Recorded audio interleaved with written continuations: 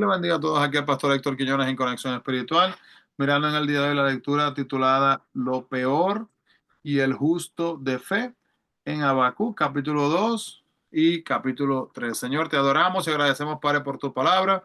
Gracias, Señor, por darnos otra oportunidad de abrir nuestros ojos en esta mañana. Otra oportunidad, Señor, de poder elegir sacar tiempo para ti, de poder echar a un lado las preocupaciones del día, Señor, y enfocarnos solamente en ti. No estar distraídos, Señor, sino estar 100% contigo en este momento. Te adoramos y te agradecemos por la oportunidad de poder vivir el presente junto a ti. En el nombre de Jesús, Señor. Amén. Amén. Así que, hermanos, cuando nos dice aquí, ¿verdad? No temas traer tus preguntas difíciles a Dios. Podemos ver aquí que es algo que es hecho, asimismo aquí por Habacuc. Habacuc comienza con un sollozo y termina con una canción. Desde el punto de vista humano, hermanos, los caminos celestiales de Dios no siempre parecen tener sentido terrenal. Si hubiera sido como Habacuc quería, el juicio habría pasado sobre Judá como una tormenta eléctrica al momento. Pero en el programa de Dios, las condiciones injustas continuarían y iban hacia aún a empeorar antes que finalmente Babilonia conquistara Jerusalén. Dios no le estaba pidiendo a Habacuc que entendiera todos los porqués que habían detrás de su programa. Simplemente deseaba que su siervo confiara en que él tenía el control de todo y tenía que asimismo decidir él andar por fe. Podemos ver, hermanos, en nuestras vidas también y seleccionar situaciones parecidas a las de Habacuc, por las que estamos atravesando quizás, donde tengamos todas estas preguntas, pero ¿y por qué? ¿Por qué? ¿Por qué? ¿Por qué? Ahora, al final del capítulo, ¿verdad? Podemos ver que el confiar en Dios lleva a que las peticiones y esa fe sean valoradas y que Dios así mismo obre de igual manera de acuerdo a su plan divino. Entonces, el capítulo 2 de Habacuc nos muestra que el vigía y la torre de vigilancia, si no sabía esto, hermano, el capítulo 2 versículo 1, capítulo 2 1 dice, sobre mi guarda estaré y sobre la fortaleza firmaré el pie y velaré para ver lo que se me dirá y el que he de responder tocante a mi queja.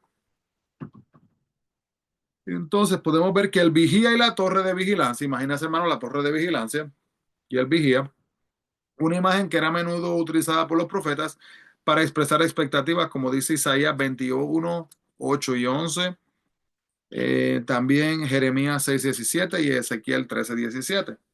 Expresan la actitud de espera pacientemente de Habacuc por la respuesta de Dios, y estas torres de piedra se construían sobre los muros de la ciudad o sobre los terraplenes para que los vigías pudieran ver a las personas o enemigos o mensajeros que se acercaban a la ciudad, mientras todavía estaban a cierta distancia.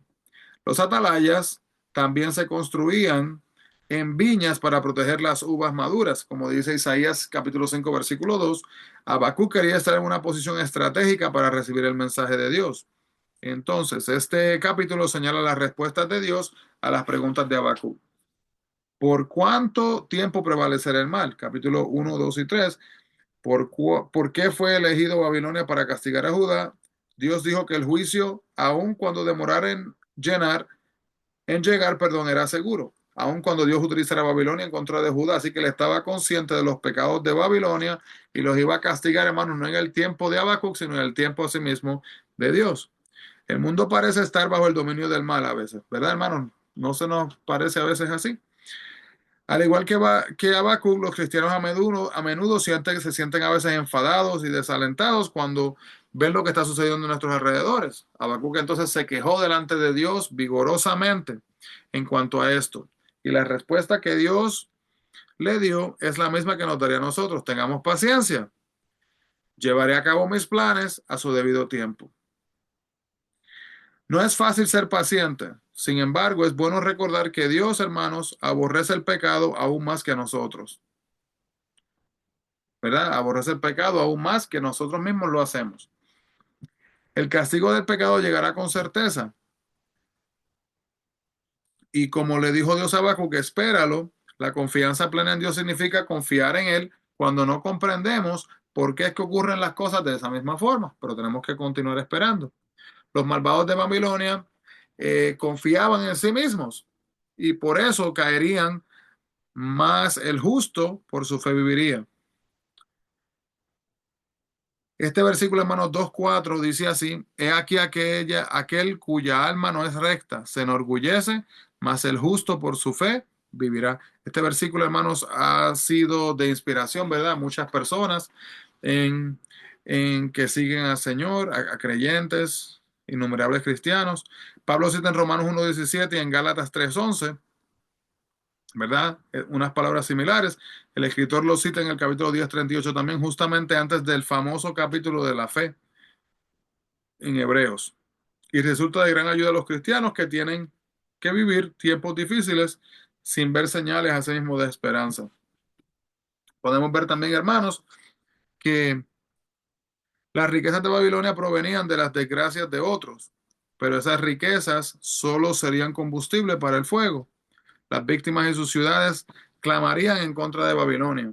El dinero, hermano, no es malo, pero Dios condena el amor a las riquezas y todo medio perverso de adquirirlas. Primera de Timoteo, capítulo 6, versículo 10.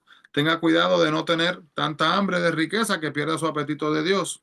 No permita que el dinero tome el lugar de la familia, los amigos y Dios.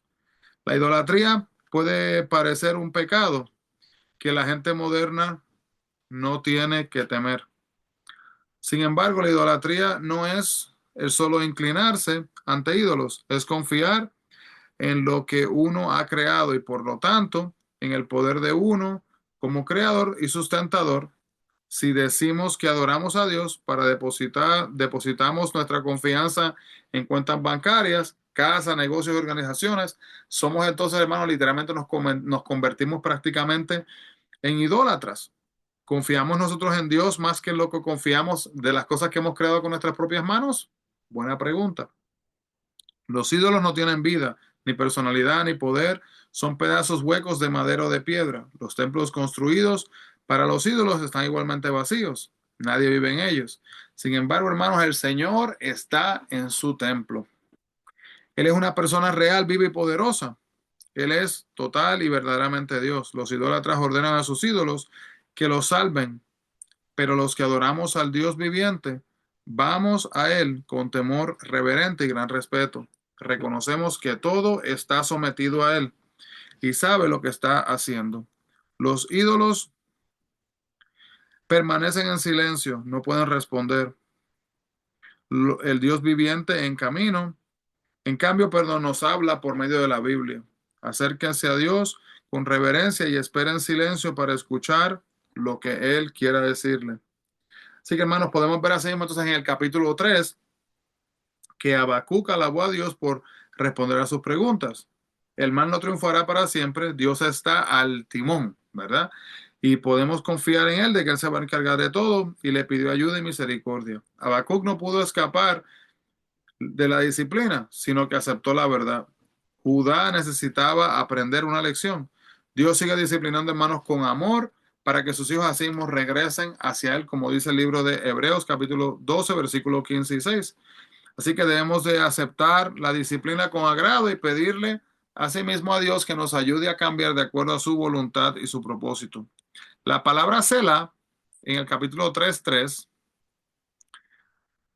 aparece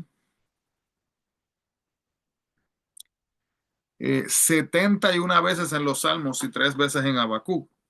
Aunque su significado preciso se desconoce, muchos lo consideran como un término musical.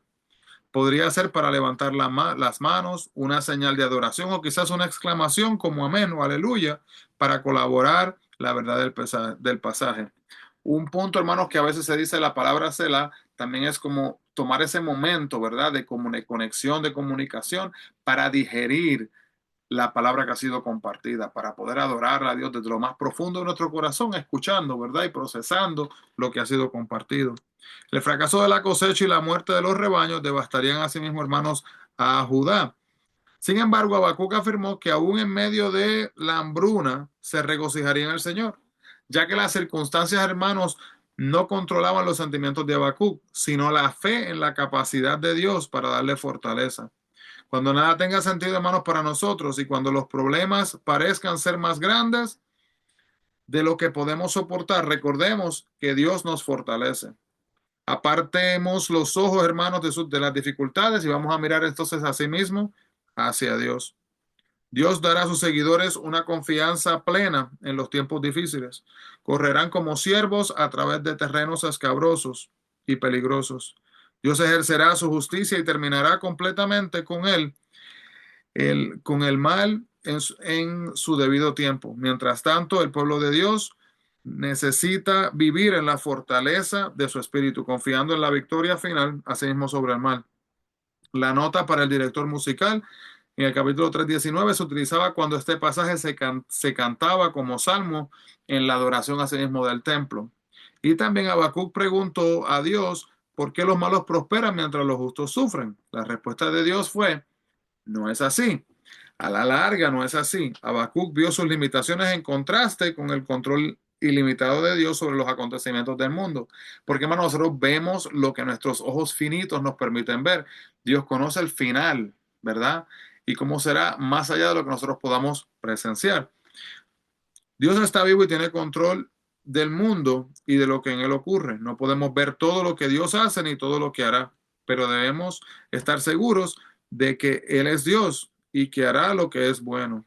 Saber esto nos da confianza y esperanza en medio de un mundo confuso. Así que, hermanos, mucha información, muchas preguntas, muchos momentos de reflexión y de meditación. ¿Dónde estamos nosotros parados? ¿En nuestra confusión? ¿En nuestro aislamiento en algunos momentos, ¿verdad? Donde nos sentimos quizás o nos podemos sentir como que quizás estamos, pero no estamos? ¿Dónde estamos, hermanos? Espiritualmente hablando, ¿dónde estamos en conexión con Dios? ¿Está Dios morando en nuestra vida? ¿Está Dios guiando nuestros pasos, nuestros pensamientos, nuestras palabras? ¿O estamos solamente de, como si fuéramos parte de una audiencia? Una audiencia que solamente está observando y no está interactuando ni teniendo una relación íntima con el Señor. Amado Padre Celestial, Señor, te adoramos y te damos gracias, Padre, por esta oportunidad. Gracias, Señor, por tu palabra y por el recordatorio de que debemos de conectarnos contigo, Señor, de que debemos de buscarte en espíritu y en verdad, y que asimismo, Señor, no debemos de permitir que nuestras dificultades diarias se conviertan, Señor, en distracciones, que se conviertan, Padre, Señor, en situaciones, Padre, que nos alejen de ti, sino recordar, Padre, que todo lo que hagamos debe de ser para estar más cercano hacia ti.